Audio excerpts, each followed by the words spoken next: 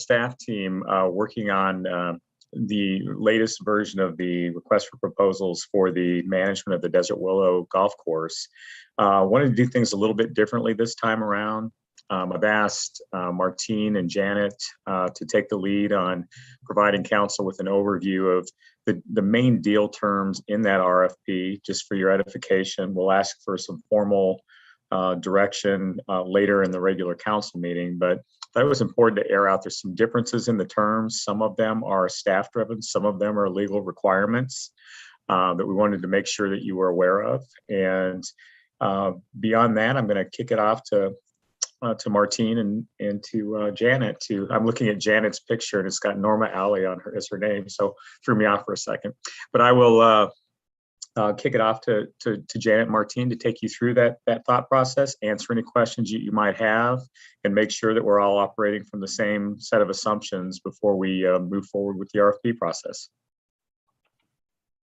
Good afternoon. Thanks, Todd. Good afternoon, Mayor, members of City Council. My name is Martine Alvarez. I'm the Director of Development Services. And Janet Moore, our Director of Finance, is going to be sharing with us the PowerPoint. And she will also be joining in some information as we go along. That's what it is. So if we get to the next slide, we're obviously here to discuss, as Todd indicated, some of the main deal points that are being drafted in the Desert Willow Management Request for Proposals. And as we go through request for proposals, we'll refer to it as an RFP, just so that we can kind of get that out of the way. We want to talk to you a little bit about the intent of the study session. We want to update you on the current contract, and again, update you on the key components that are in the existing contract, and then some recommendations moving forward as we proceed with the RFP release in October.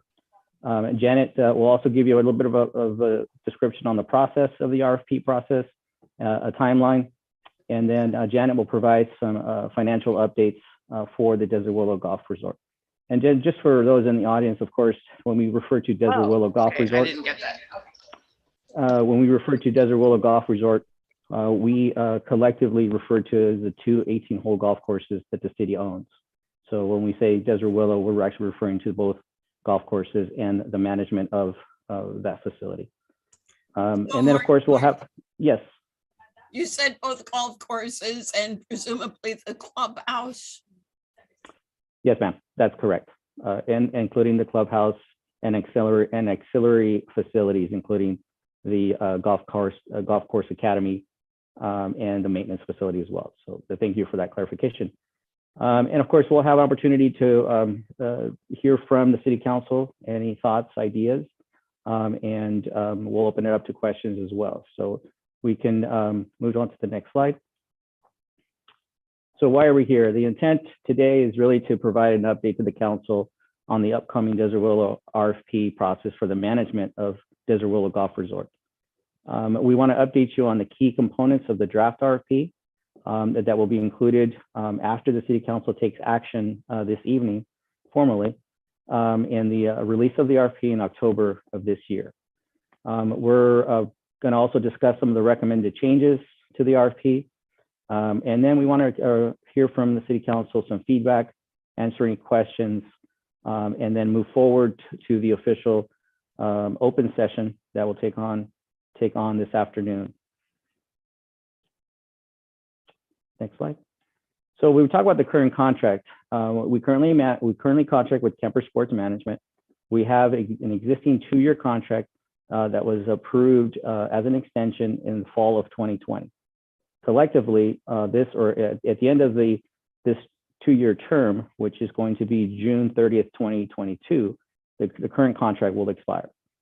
So when the 2-year extension was approved in 2020, the City Council requested staff to go back in the fall of 21, which is where we are now, and prepare a request for proposals to seek operators of the Desert Willow Golf Resort. Next slide.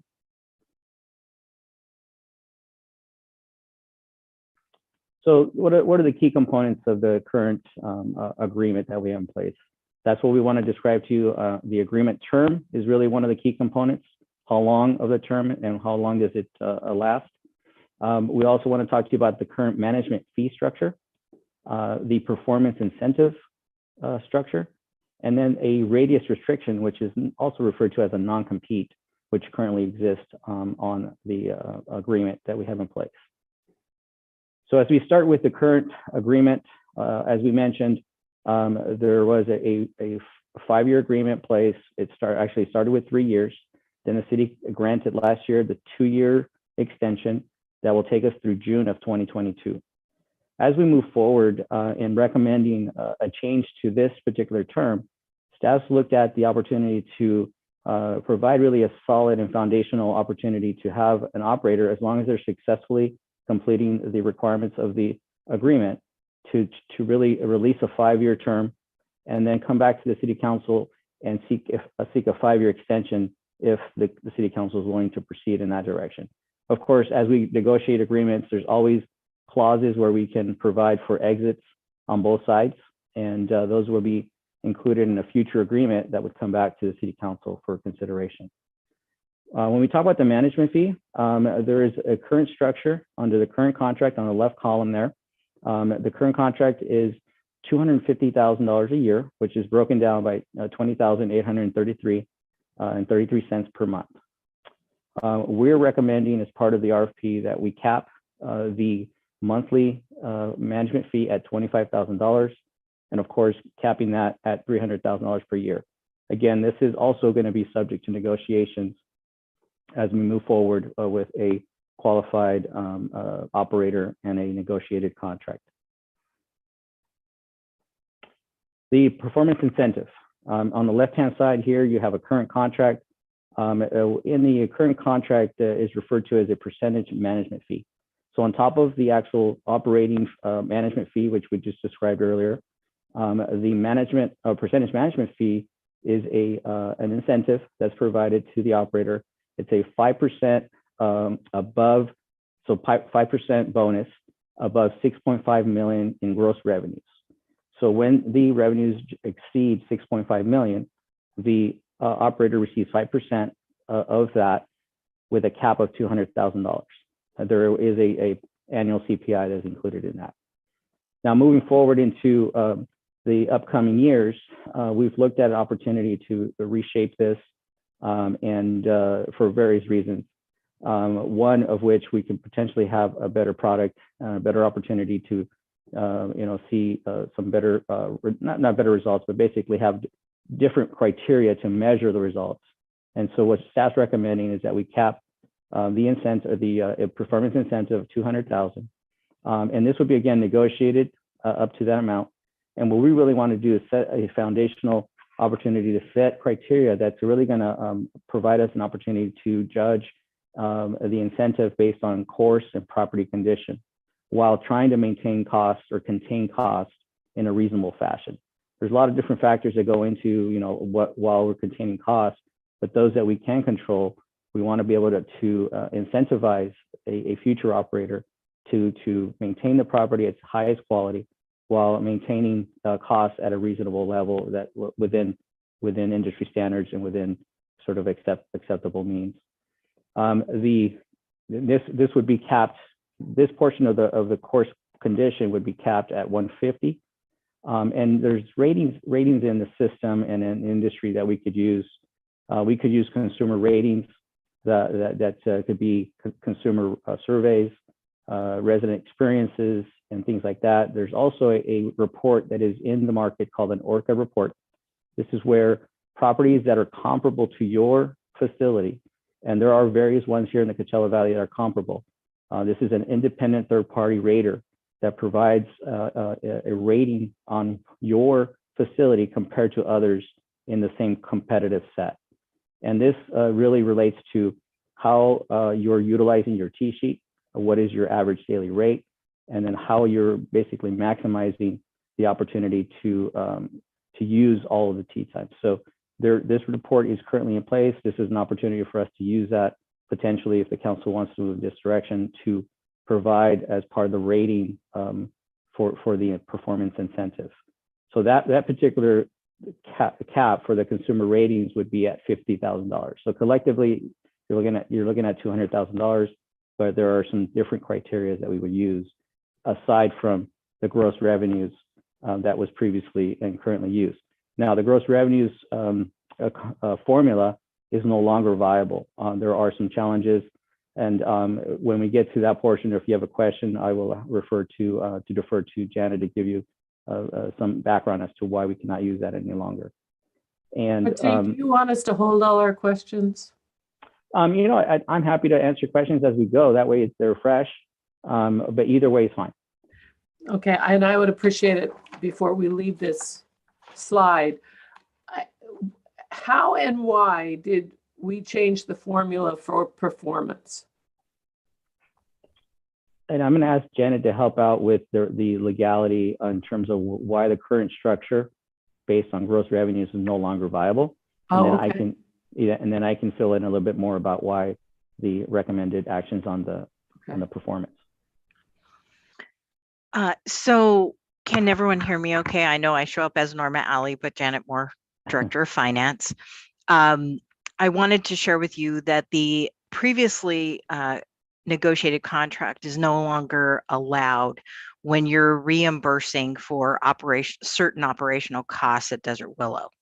So Martine and I kind of strategized, got around a table and brought in legal counsel and city management. And we looked at this to see, is there something else we can do that is not necessarily based on, obviously we want to keep revenue where it is to the extent possible, but is there something else that we can do to encourage the manager or the new manager to keep the property in the utmost condition, contain costs just as we have been, yet at the same time be competitive in the market with respect to the fees paid to the manager based on what Martine has indicated earlier. So that is why we have to change it because we did some of the course development was paid by tax exempt bond proceeds. So with respect to that, we have to follow the IRS governing documents with bond or tax exempt bond proceeds for the use of those funds. And that continues until those bond proceeds or that debt has been paid back, which I believe is I think it's 2036, but I'm not positive on that. Okay, my second question is, have you decided, or do you have a process to decide who it is that would determine the course property condition? We haven't specifically decided who, but we certainly would have the opportunity to have a team of city staff, or we could bring in a third party, sort of negotiated evaluator, the independent person to assist us, someone that's in the golf course industry that is not in direct competition with Desert Willow. And that certainly is an opportunity. We could also enlist the help of the original golf course architect, someone that really has the experience and has seen this property mature over time. But we have not specifically included that yet. Well, certainly there's no shortage of golf course superintendents in our valley, so I'm sure you'll find somebody. Thank you. Let's go to Councilmember Quintanilla and then Councilmember Nestante, and then I will have a question. Thank you, Mayor. My first question was already asked by Mayor Pro Tem in regards to the conditions, so thank you for asking that one. And my other question was in regards to the percentage fee, the percentage for the management fee. How much of that has been paid out in the last 5 years? We do have that. I believe, Martine, is it in the RFP materials? We can look that up in the meantime. Thank you. Mm-hmm. Yeah, there's some information in the staff report, I believe, that has some historical, the last 5-6 years, to show both the management fee and the percentage management fee. I just don't happen to have it here in front of me, but we can definitely provide that if it's not in the report at the open session. Thank you. Councilmember Nestante. Thank you. Okay, so I have two questions. Looking at the chart on the right, it says negotiated based upon agreed upon criteria. Is the only criteria going to be the golf course property condition, or are there other criteria as well that will be part of this? There could be more criteria that we include we included this as the main component, which is obviously the 2 golf courses. When you're talking about condition of greens, tee boxes, fairways, landscaping, those are the types of things, and maintaining the facility like the clubhouse. We certainly could include criteria that refers to the food and beverage component, the restaurant, the condition of the facility in terms of the clubhouse. But yes, those are items that we intend to negotiate. Okay, and then my second question, do we know what our neighboring cities such as, Indian Wells and Silver Rock in La Quinta are going to be doing in terms of performance incentives? Not that I want to copy them, I just want to get ideas of what other neighboring cities are doing. Absolutely. I don't have that in front of me, but I know that they do not have, I have not seen any other structure that refers to a performance incentive here in the Coachella Valley. There are basically management fees that are paid in this neighborhood in total, that equal pretty much both the monthly or the annual and the incentive. They're pretty comparable, but I will gather that information for you. My question goes to cost containment. These strike me as general categories with much to be worked out with the selected provider. But in the area of cost containment, I'd like to know what our beginning mindset is. Obviously, some costs cannot be contained. If the cost of seed goes up, it goes up. If the state raises the minimum wage, that has an impact. So do we have a methodology to sort out what is within the control of the management company and what is not?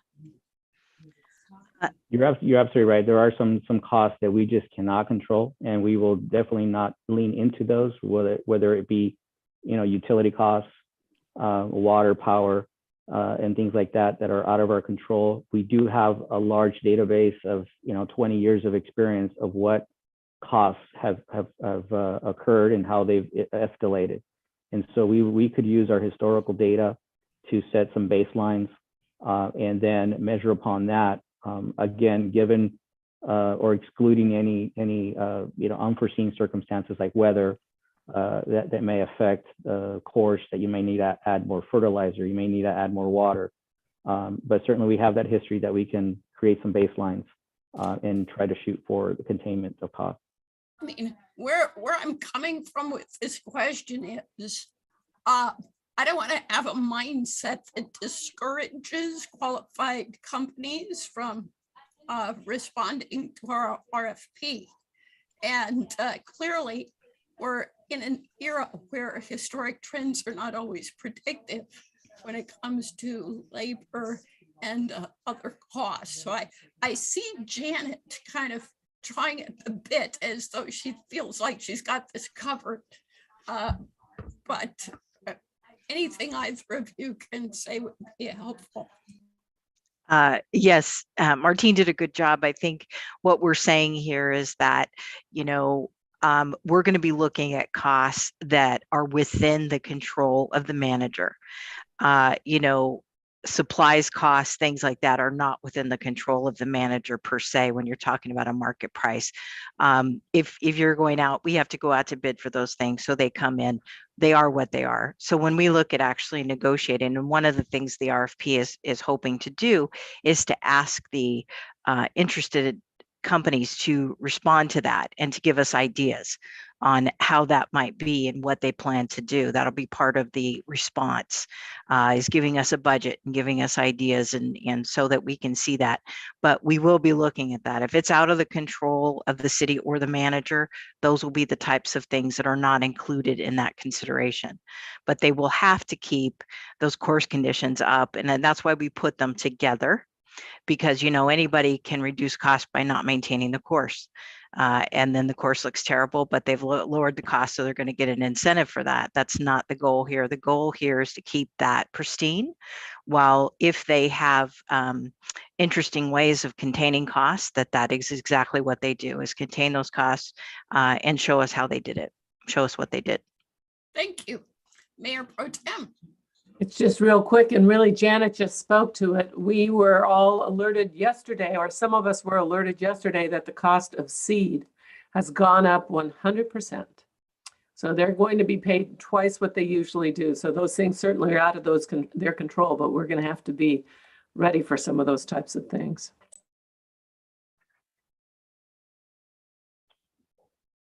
Okay, if there are no other questions on this slide, we can move on to the next one. So this particular slide here identifies a current practice that's been in place over the last 20 years, 20 plus years.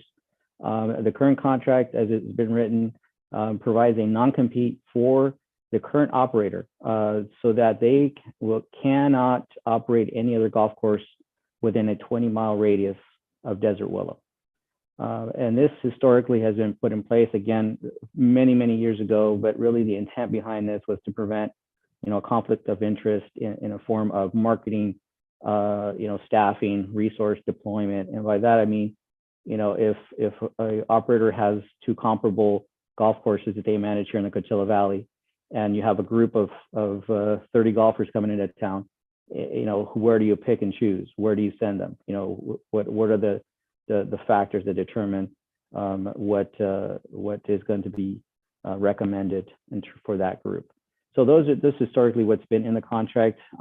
In our 2022 RFP, we've made a recommendation to slightly modify that and to provide that the operator who is successful in securing a contract with the city not be able to operate any golf course within the city limits or any other municipal golf course in the Coachella Valley.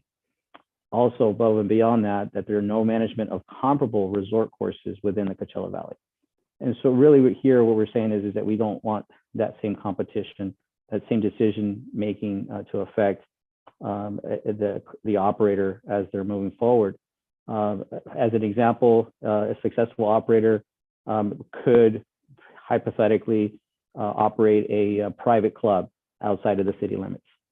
Anything from, I won't really go in, I won't name any names, but the private clubs that are out there outside of the city that are not comparable, that are not, I should say comparable, but they're not competitive with our market. So that is the recommended formula for the radius restriction, modified a little bit.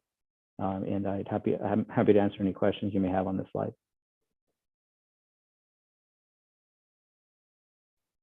Okay, so moving forward, as we move this item to the City Council this evening, once we finalize the recommendations and action from City Council on the key components, we will finalize the RFP and schedule it to be released October 11th. We will have a voluntary pre-proposal site walk site visit, where we'll invite prospective operators to come visit the facility, ask questions, and then we'll take the questions, secure a deadline November 1st, and then we'll receive the submittals of the RFPs by the middle of November. Then we'll have an evaluation team, and that evaluation team we've specified in your staff report that really be a team of staff members, some members of the public or that are in this industry, and I believe council members will be involved with that process. And then we'll have interviews in December, and then if all goes well, we will return to the City Council in January with a recommendation. And if there are no questions here, I believe I'm going to turn this over to Janet. She could give us an update on the financials. Okay. In order for the council to have an informed decision, staff wanted to make sure that you have information as of the end of the last fiscal year. There may be some adjustments still, minor adjustments, but we want to show you just how the cash actually works out. I've had a few questions in the last several years with respect to the money that the city loaned Desert Willow. And so I want to show you how that kind of plays out with respect to revenue, annual revenues, annual expenditures, and how much cash they have at the end of the year. And then from there, things that we reduce their cash. What I will tell you about the loan that we provided to the city is that that loan was only for cash flow purposes. Now, Desert Willow does pay the city interest on that when they can. We did defer it, I believe, last year because of COVID. We weren't sure where we were going to be, so we authorized a deferral of that. But this tells you basically where they are at the end of each of these fiscal years. If you notice between 18 and 19, there's a significant increase. It is because we had a loan. We gave loan proceeds at that time during that year in order for them to continue to have cash flow. Now, what I'll tell you what we did before that is we really kind of adjusted expenditures and timing of expenditures during the July through October months at Desert Willow because we wanted to ensure that they had to have the cash in order to do that. And if you remember, 5 years ago, before this contract, the manager had to keep a certain threshold of cash on the account. So it really kind of fluctuated our expenditures through months in various ways. We delayed paying things because they didn't have the cash. But in order to consistently pay on time and in a reasonable manner, the city from its general fund loaned Desert Willow this 1.5. Now there is an additional $500,000 loan that was given to Desert Willow, I want to say 2 years before this. So they have a total of $2 million outstanding. So in order to get a better picture of this, what I did is we broke down the golf revenue, the food and beverage revenue, other golf operations, and other food and beverage. This gives you what their total revenue was for these periods of time at the end of each of these years. I'm then going to show you the expenses, and for the most part, you can see where the revenue does meet annually the expenditures for Desert Willow. In 2020, that was the year of the pandemic, as you can see, and it didn't quite make it, but that was expected and no one was surprised by that.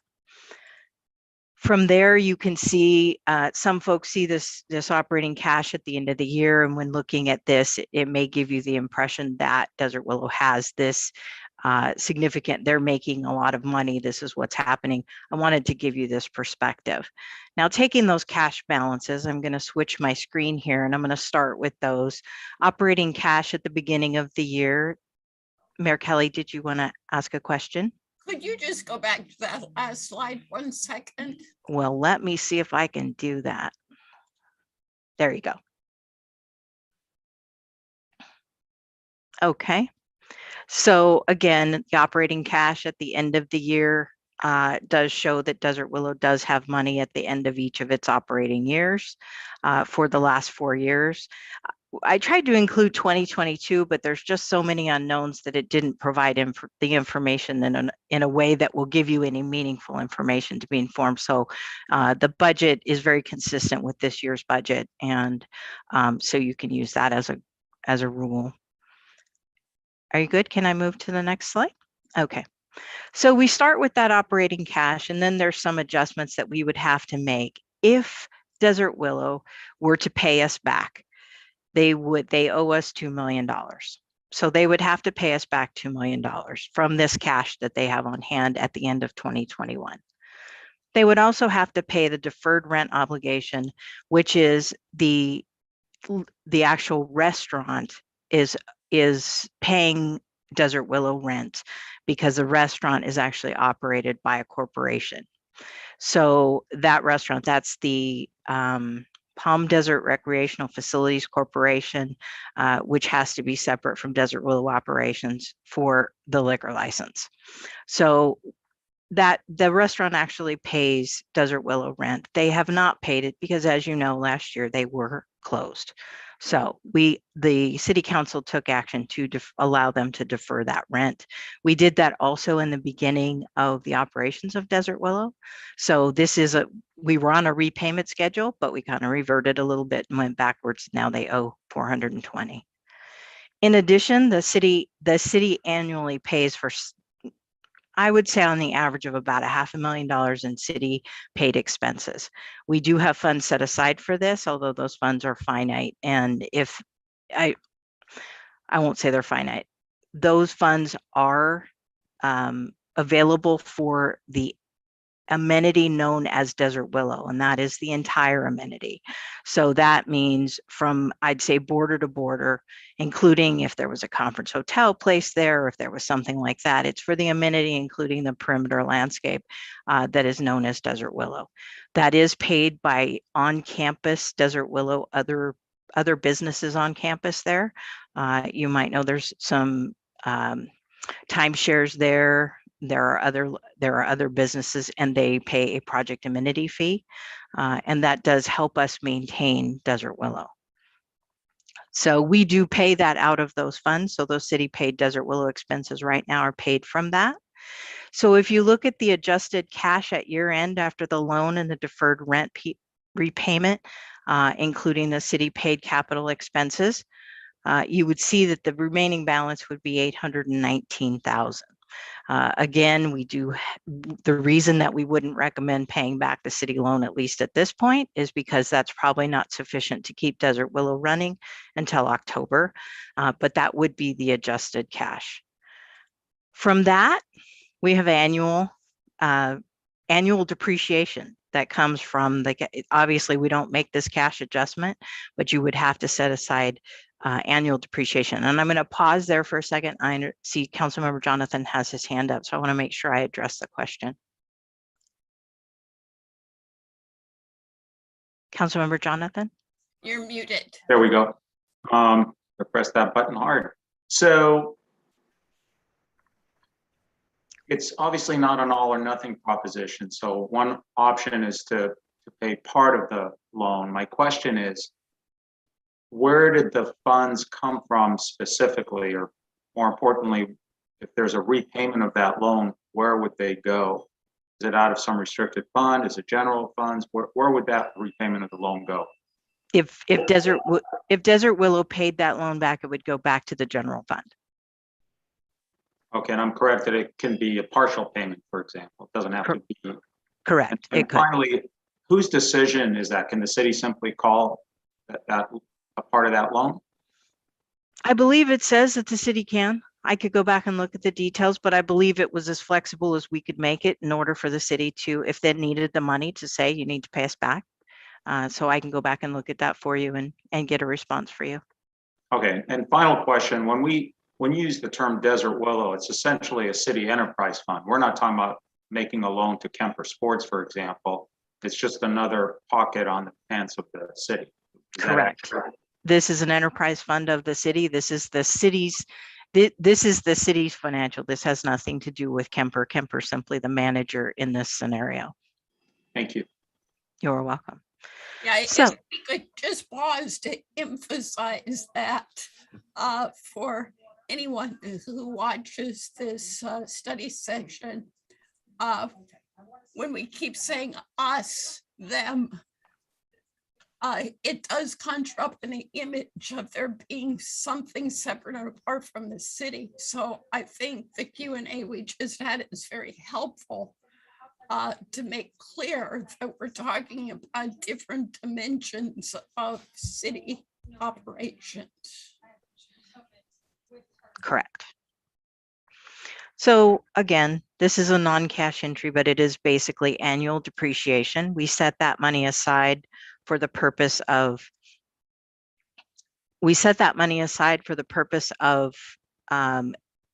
replacement reserve for future repairs and maintenance that is needed at Desert Willow.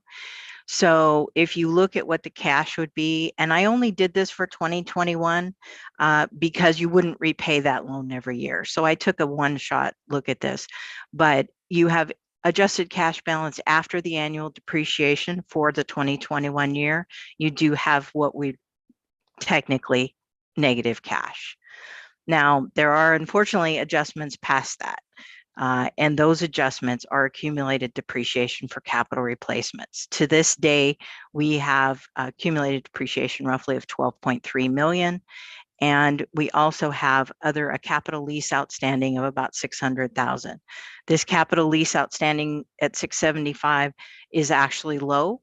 It is anticipated that that will increase next year to about 5 million. I believe it is the golf carts. And I believe next year they're on cycle to be released and have new carts out there. So I believe that's what that is. And some of the equipment, which could be the golf course maintenance equipment, I can look at that to make sure that I had better understand what the 5 million is. But that I just say that as an aside because I happened to see that when I was looking at this. So roughly, if you were looking at a cash analysis and everything was cash based, you'd look at Desert Willow right now needs $13 million in order to fund its future capital replacements and pay off any leases that it has outstanding to make sure that you could maintain the clubhouse and the course going forward. So I wanted to share this information for you because I think it's very important. I know Todd had asked us to put this together so that the council could see this. I am very happy to answer any questions if you have them at this point. Councilmember Jonathan. Thank you. I just don't, I want to make sure we're not sending out panic bells out there. Depreciation is not cash, nor does it indicate that there's an imminent need for cash. The accumulated depreciation of 12 million is, of course, the annual depreciation adjustments that are simply accounting entries cumulatively from the beginning.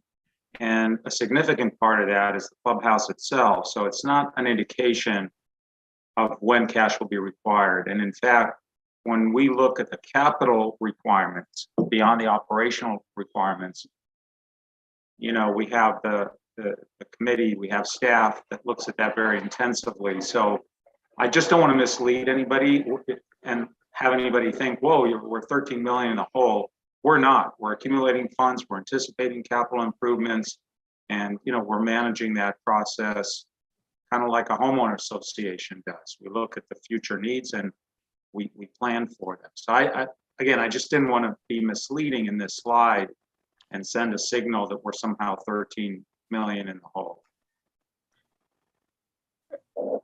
Thank you for that. I think Janet's remarks and your remarks taken together give us a good picture that we're neither squirreling away piles of cash that could be used for other things, nor are we siphoning off huge piles of cash to support the operation. Janet, question about the city paid Desert Willow expenses. When we make maintenance or capital expenditures currently, such as the painting that was recently done, does that appear on this line or does that appear someplace else? Well, it's a blend. And thank you for asking that. That's a good question. It's a blend of things. It could be included in this 577, or Desert Willow operations itself could be paying for that. If Desert Willow, if when we're reviewing their operational costs, we realize that they do have, or they expect to have more in cash than they need, then we may shift those over to them and they'll pay for them directly out of their, out of the Desert Willow bank accounts per se. If they don't look like they have enough, which in some cases, in the example of last year where was just a crazy year, right? The city will say, you know what, we will pay for this from monies that we set aside to prepare for replacement reserve. And so that's it. It could be a blend. If you were looking for something specific, I can go back and look and see who paid for that specifically. But it's one coming out of the Desert Willow checking account, or it's one coming out of our checking account from project amenity fees. The last thing I want to mention on this slide, and Mayor Kelly, if I didn't answer your question, please let me know. But the last comment that I will make on this slide is that project amenity fees right now, roughly the balance in the project amenity fee fund is about 8.8 million. So we do have a significant chunk towards that 13 or capital replacements going forward. It isn't enough, obviously, and Councilmember Jonathan made a good point and shared that accumulated depreciation is not cash. But Palm Desert is trying to do what it can to ensure that we make an effort to get to that, you know, I don't want to say as close to that number, but we are maintaining a cash balance in the event that we have to do modifications. And I know you may know that several years back, we did a renovation on the course where we did, I believe there were bunkers, and I'm not a golf enthusiast, so I may be using the wrong terminology there, but I know Martine can help me. But we did do that, and we used the project amenity fee account for that, and or at least a portion of that. So that is what it is designed to do, and that's what we use it for. So I wanted to share that information for you. Well, two quick things. Yes. That was a very good use of the project amenity fee because it made it less likely that our golfers would end up in those bunkers. Which is a very important amenity for you non-golfers. But Janet, let me see if I understand correctly. It sounds to me like we try to be good stewards of what comes to us via the project amenity fee, especially for future capital expenses, so that we cover things from the operating funds when possible. That is correct. Okay. That is correct.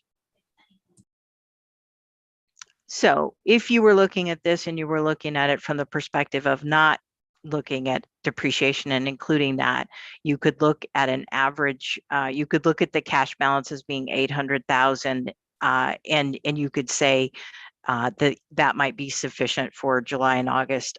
It is something that we do look at, though. We consider the fact that they have deferred rent that they didn't pay, and that we do make that adjustment. So that is why the loan is sitting there.